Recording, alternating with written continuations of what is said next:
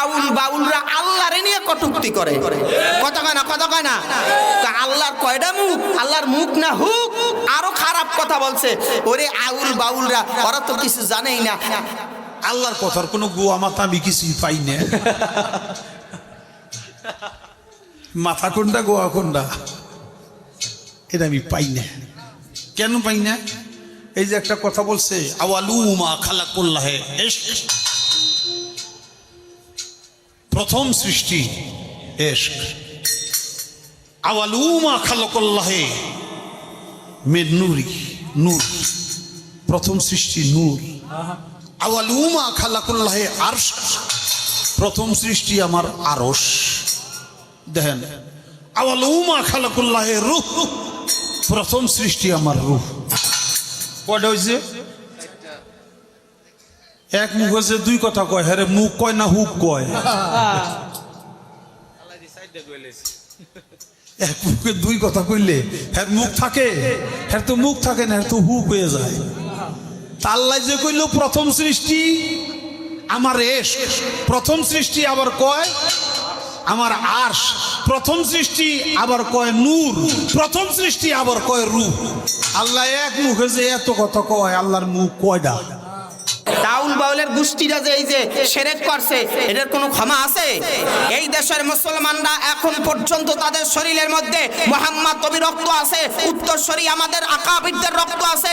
এক ফোঁটা রক্ত থাকতে এই রাম আর বাম নাস্তিক যারা আছে, আল্লাহর কটূক্তি করে, নবীর বিরুদ্ধে কথা কয়, এরা গান গায়া জায়েজ ফতোয়া দেয়। ওই সমস্ত আউল বাউলের ফাঁসি না দেওয়া পর্যন্ত মুসলমান বাংলাদেশে তারা চুপ করে বসে থাকবে না। ঠিক কিনা বলছিস? বলো।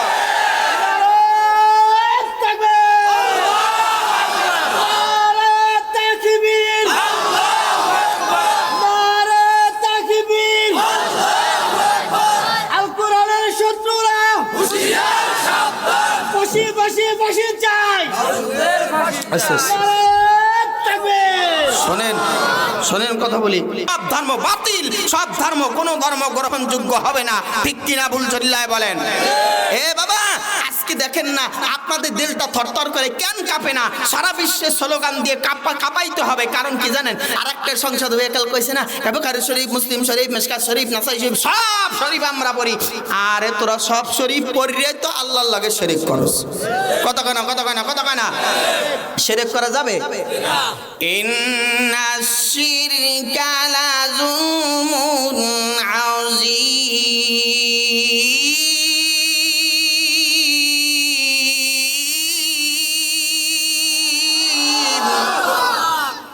হাকিম লুকমান তার ছেলের গায়ে, এই ছেলেরা, শিরক করা মহান নয়, পাপ, এটা করা যাবে না।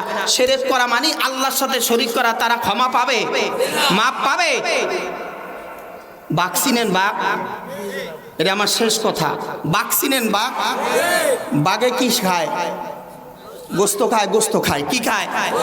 গোস্ত খায়। বাঘের দাঁতের মধ্যে কিন্তু গোস্ত ঢুকে থাকে। গোস্ত ঢুকে না? আমাকে দাঁতের মধ্যে গোস্ত ঢুকে না? ঢুকলে গাছের গোস্ত বার করি কেমনে?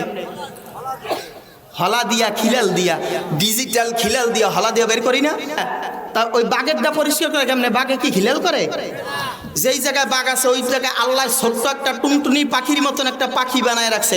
ওই পাখির মাথার মধ্যে একটা সোনামুখী সুই আছে। হায়াতুল হাইওয়ান কিতাবে লেখে, মাখির ওইটার মাথার মধ্যে সোনামুখী একটা সুই আছে, আর ওটার মুখটা হইছে সুইয়ের মতন, বারহুইজের মতন। ওটা ওই বাঘের মুখের মধ্যে ঢুইকা ঢুইকা ঠোকরাইয়া ঠোকরাইয়া ওই পাখিটা ওইটার মুখের গোস্ত হইছে তার রিজিক। হয় না? সুবহানাল্লাহ। এই সুবহানাল্লাহ দিয়ে আবার আউল বাউল রে সোজা করবা? তাহলে ওই পাখিটার রিজিক কোথায়? বাঘের মুখের মধ্যে। বাঘ যদি মনে মনে চিন্তা করে, এরে পাখি আমার গোস্ত খাওয়াও, দাঁতেরটা শেষ পরিষ্কার হবে, এমন একটা সাপ তুলে দিই কাল গিল্লে হালামু, ও পারবে? কে? ওই যে সুই দেওয়া আছে সোনাময়ী সুই, ওটা বিষাক্ত সুই। যদি চাপ দিতেছে তাহলে টাকরার মধ্যে ঢুকবে। একটা মাছের কাটা যদি যায় গলার মধ্যে, তা কেমন বোঝা যায় এই সময়? হ্যাঁ, কেমন মাছ খাওয়া 12টা বেজে যায়, রাত্রে ঘুমায় না, ব্যথা করে, এই করে হেই করে। অনেক সময় আমার খালি ফোন দেখা, হুজুর আমার গালের মধ্যে কাটা ঢুকছে। আমি কোন সাইডে? বাম সাইডে না ডাইন সাইডে? ডাইন সাইডে। তাহলে নবিয়া আল্লাহর কালাম করিয়া জানলে ওটা জায়গা। এটা আল্লাহর কালামের ক্ষমতা। কিছু কথা কয় না, কথা কয় না।